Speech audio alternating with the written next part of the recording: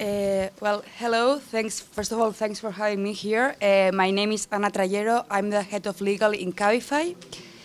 Cabify is a Spanish company created in 2011 by Juan de Antonio. After he did an MBA in Stanford, he decided to create this company, which is a Spanish company. This is something that not many people know. The company was created in Spain, and as I said, and then it was expanded to Portugal and Latin America. Nowadays, we are in 12 countries, in many cities, and our main business is especially focused in Latin America.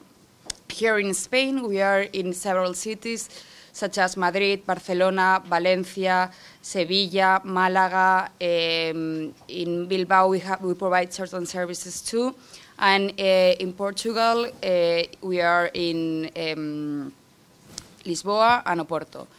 As regarding Latin America, we operate in countries like Mexico, Colombia, Peru, Chile, Argentina, Ecuador,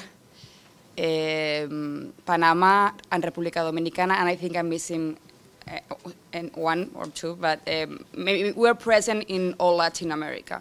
And well, our main goal in all these countries and in all these markets is to improve urban mobility. So our purpose is to be able to offer an alternative that may lead to users to leave the private vehicle and use other alternatives. Not only the service we provide, but this service combined with public transportation and other ways to move around the cities. We think that by leaving the use of the private car, we will be able to make cities more sustainable and more eco-friendly and to improve mobility in all the aspects that you may think. And yeah, well, basically that's what Cabify does. What do you expect from legal advisors in different markets? Yeah, well, basically, I mean, Cabify, one of its main features, and I think this is really important to stress, I mean, our approach when we launch a service in a market is really different from Uber. What we do, and I can tell you this by first hand because this is my job, basically, is that we study like the existing regulations in the country, and we try to analyze how to build a model, a business model that would fit these regulations. This is why here in Spain we are a travel agency. That was something that was suggested to us by Madrid authorities, La Comunidad de Madrid, basically, the regional authorities, and this is the reason why, for example, in Chile we are a transportation company, and in, I don't know, in Mexico, for example, we are just a company, a platform that intermediates between users and drivers. So basically, we try to adapt to the existing regulations. We do this effort, and this comes not only from the legal department, but also for all the business department, but still we face with some legal issues in different markets. I think Diego just went through all the main issues we face in these markets, but I would like to highlight that our problems are not the same as Uber's problems, especially because of the approach we have when we launch a service in a country. So, for example, I mean, it is true that we have like problems with taxis, that they try to be against that, but what most people do not know is that our app allows taxi drivers to work for Cabify. I mean, our competitor are not the taxis. We want to integrate all forms of mobility into our platform. So if you're a taxi driver, for example, here in Madrid, you can use our platform to try to book services or to make it possible that our users book your services as a taxi driver when you are not working on the street. You can do, I mean, taxi drivers can do it with their own vehicle, the yellow one. We only require that this vehicle has certain features, so it's like that it it's like kind of eco-friendly, that it has some quality devices to make sure that our user gets the best service we can offer. But I mean, unlike Uber, we are not against taxis. We try to integrate them.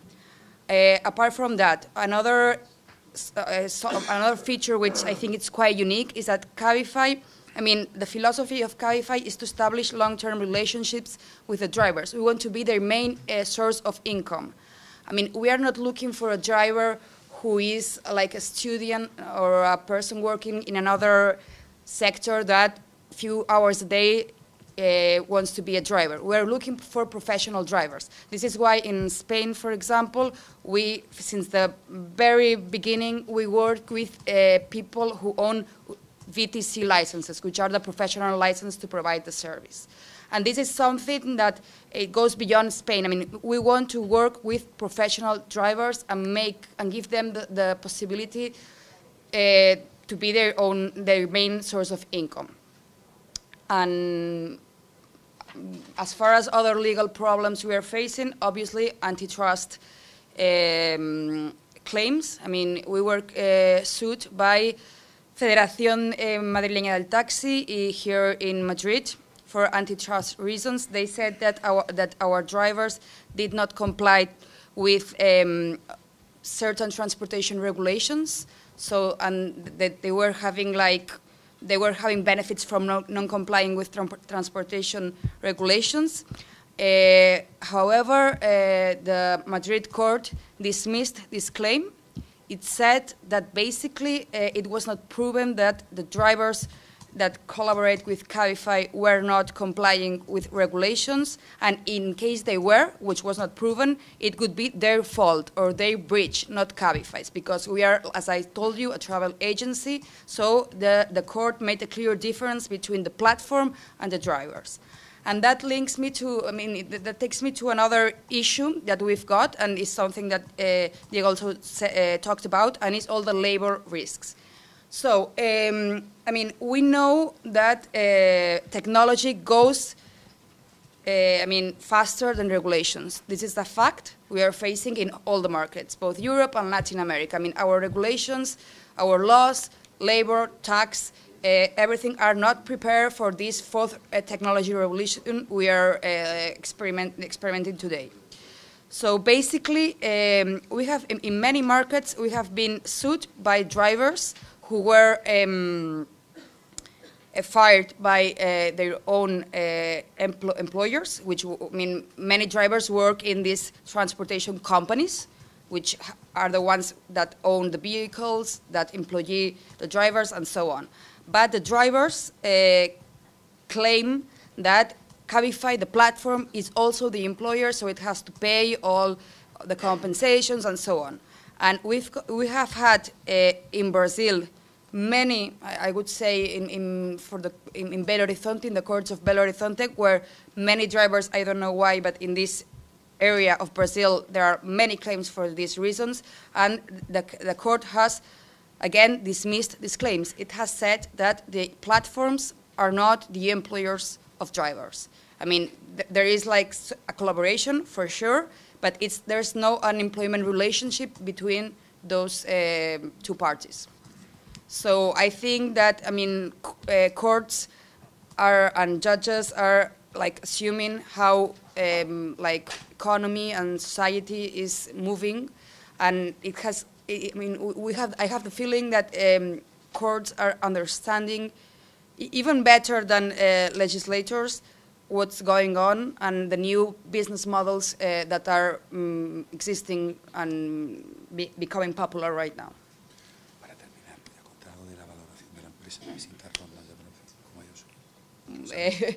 Eso es más, well, no, he's telling me to talk about like all the funding and so on, but this is something, I mean, I'm in the legal side, so I cannot tell you too much about it, but it's true that, I mean, like the company is, well, it's constantly trying to raise foundation funding, so we are always working more the business team or the, you know, the CEO, Juan de Antonio, and people in the finance team, but yeah, we are working on that. And we had, I mean, we had a really important funding by Rakuten, which you all may know.